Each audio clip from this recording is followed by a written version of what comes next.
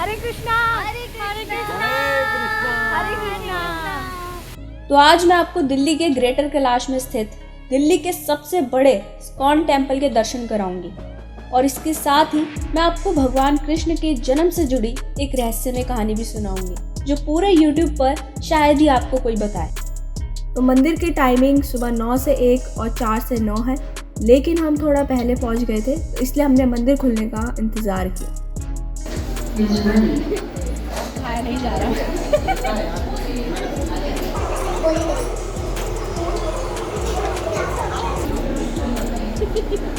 हम सब ये जानते हैं कि भगवान कृष्ण का जन्म कारागार में हुआ था, लेकिन लीला पुरुषोत्तम श्री कृष्ण की बुक में बहुत ही सुंदर तरीके से श्री हरि के जन्म का वर्णन मिलता है। तो धरती पर आने से पहले भगवान ने अपनी शक्ति योग माया से कहा कि देवकी और वासुदेव इस समय कंस के कारागार में बंदी है और इस समय मेरा पूर्ण अंश और शेष देवकी के गर्भ में है। तो तुम एक काम करो, शेष को देवकी के गर्भ में से रोहिणी के गर्भ में ट्रांसफर कर दो और इसके बाद मैं समस्त शक्तियों के साथ देवकी के गर्भ में अवतरित होऊंगा और देवकी और वासुदेव के पुत्र के रूप में जन्म लूंगा और तभी तुम वृंदावन में नंद यशोदा की पुत्री बन के जन्म लेना। इस तरह भगवान ने योग माया को आदेश दिया और योग माया ने भगवान के आदेश का पालन किया। लेकिन जब योग माया ने शेष को देवकी के गर्भ में से रोहिणी के गर्भ में स्थानांतरित किया यानी ट्रांसफर किया, तब रोहिणी जी और देवकी जी दोनों ही योग माया के वश में थी यानी योग निद्रा में थी।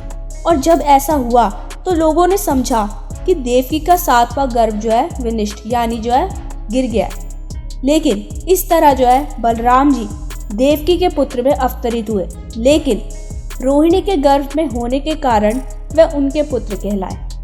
इसके बाद भगवान ने वासुदेव के मन में प्रवेश किया और वासुदेव के मन में से देवकी के मन में उस तरह स्थानांतरित हुए यानी ट्रांसफर हुए जिस प्रकार अस्त होते हुए सूर्य की किरणें पूर्व में उदय होने वाले चंद्रमा में चली जाती है। लेकिन जब कंस ने अपनी बहन के इस दिव्य सौंदर्य यानी इस दिव्य सुंदरता को देखा तो वह हैरान रह गया, क्योंकि इससे पहले उसको अपनी बहन इतनी अधिक सुंदर नहीं लगी थी और वह तुरंत ही समझ गया कि भगवान ने देवकी के गर्भ में प्रवेश कर लिया है।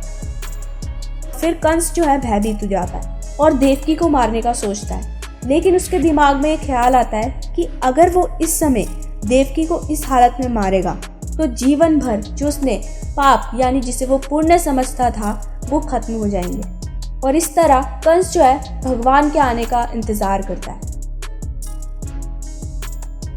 और फिर श्री हरि का जन्म होता है और जब श्री हरि का जन्म हुआ तब वासुदेव ने आश्चर्यचकित होकर 4 हाथ वाले बालक को देखा जिसमें उन्होंने शंख, चक्र, गदा और कमल पुष्प धारण किए थे। इसके साथ कौस्तुभ मणि की माला पहने हुए पीतांबर रंग धारण किए हमारे चमकीले श्याम बादल की तरह लग रहे थे। और ये सब देख के वासुदेव और देवकी जी ने श्री हरि से हाथ जोड़ के प्रार्थना करी, हे श्री हरि, आप सामान्य बालक की तरह 2 भुजाओं वाले बालक के रूप में हो जाइए। और इसके बाद श्री हरि वासुदेव और देवकी को अपने इस तीसरे जन्म के बारे में बताते हैं और ये कहते ही भगवान ने उन्हें आदेश दिया कि वह उन्हें तुरंत ही गोकुल ले चले और यशोदा की कन्या से उन्हें बदल दे।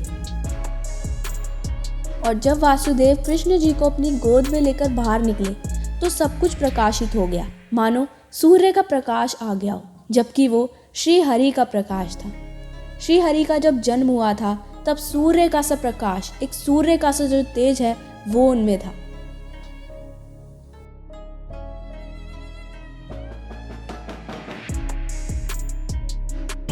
तो अभी हम जा रहे हैं, सब अपना इंट्रोडक्शन दे दो। योलो यात्रा को सब्सक्राइब कीजिए और शेयर कीजिए उसकी वीडियोस। मैं डिस्क्रिप्शन में ये सिर्फ दुकानों में मुंह मारने के लिए आया और हमें एक्चुअली हमें भी इंस्टाग्राम में हम दोनों एक काम करो सब अपना दे दो, फॉलो मी टू फीमी मुफे आया। सही है, कह रहे